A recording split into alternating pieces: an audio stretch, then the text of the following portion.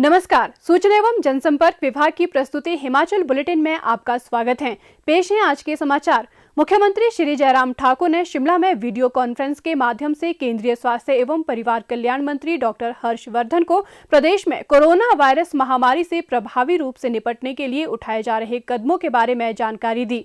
श्री जयराम ठाकुर ने कहा कि प्रदेश में एक्टिव केस फाइंडिंग अभियान के अंतर्गत 70 लाख से अधिक लोगों को कवर किया गया है। लगभग 10,000 ऐसे लोगों की जांच की जा रही है जिनमें इन्फ्लुएंजा जैसी बीमारी के लक्षण पाए गए थे।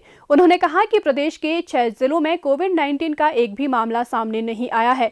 मुख्यमंत्री ने कहा कि प्रदेश सरकार ने राज्य के 183 स्वास्थ्य संस्थानों में लगभग 9,200 क्वारंटीन बिस्तरों की व्यवस्था की है और प्रदेश में पर्याप्त मात्रा में पीपीई किट व मास्क उपलब्ध हैं। आपातकालीन स्थिति से निपटने के लिए उन्होंने केंद्रीय स्वास्थ्य मंत्री से प्रदेश को और वेंटिलेटर्स प्रदान करने का आग्रह किया। श्री जयराम ठाकुर ने कहा, सबसे बड़ी बात तो हिमाचल प्रदेश में जो हमने की, जिसके कारण जो है हमको बहुत बड़ी एक वो राहत भी मिली।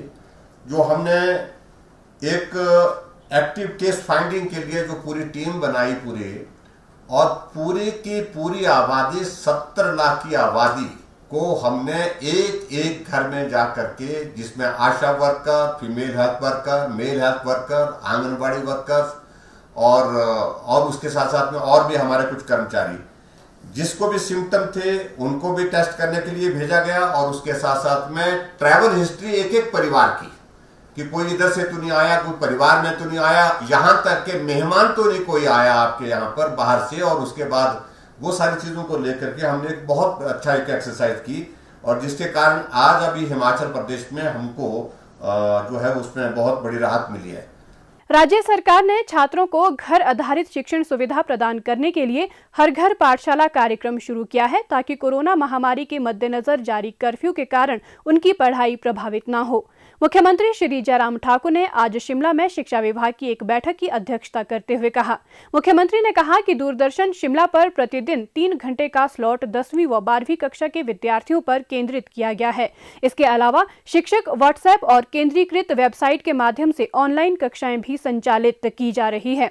उन्होंने कहा कि अधिकतम कवरेज सुनिश्चित करने के लिए ऑल इंडिया रेडियो के माध्यम से शिक्षण मॉड्यूल शुरू करने का भी प्रयास किया जा रहा है। श्री जयराम ठाकुर ने कहा कि अपने स्कूलों में इन कार्यक्रमों के लिए सर्वोत्तम शैक्षणिक सामग्री विकसित करने और इनका प्रभावी कार्यान्वयन सुनिश्चित बनाने वाले शिक्षकों को सरकार सम्मानित करने पर भी विचार कर रही है। कोविड-19 के कारण प्रदेश में लॉकडाउन की अवधि के दौरान विभिन्न स्थानों पर फंसे लोगों की सहायता और उनकी उचित स्वास्थ्य देखभाल पर प्रदेश सरकार विशेष ध्यान दे रही है। ऐसा ही एक मामला हाल ही में सामने आया है, जहां हिमाचल सरकार की समय रहते की गई मध्यस्थता के कारण शिमला जिला के जुब्बल निवासी 64 वर्षीय श्री कुलदीप सूद पंचकुला से सकुशल वापस अपने घर लौटे हैं। सांस की तकलीफ व अन्य कई बीमारियों से ग्रस्त कुलदीप सूद ऑक्सीजन मशीन पर निर्भर हैं। पंचकुला में ऑक्सीजन मशीन खराब होने के कारण उन्हें घुटन महसूस हो रही थी। मुख्यमंत्री श्री जयराम ठाकुर के निर्देश पर चिकित्सा कर्मियों का एक दल पंचकुला में कुलदीप सूद के घर जाकर आवश्यक दवाइयां प्रदान करने के साथ साथ ऑक्सीजन मशीन उपलब्ध करवाने में भी सहायता की। मुख्यमंत्री के निर्देशों पर एक निशुल्क एम्बुलेंस का प्रबंध किया गया, जिसके माध्यम से कुलदीप सूद और उनके परिजनों को पंचकुला से जुब्बल पहुंचाया गया। कुलदीप सूद के परिवार के सदस्यों ने समय पर इस सहायता के लिए मुख्यमंत्री श्री जयराम ठाकुर तथा प्रदेश सरकार का आभार व्यक्त किया है। प्रदेश में आज 233 लोगों के सैंपल कोरोना संक्रमण की जांच के लिए गए, जिनमें से 90 सैंपल की रिपोर्ट नेगेटिव पाई गई है, जबकि शेष 143 सैंपल की रिपोर्ट आना बाकी है।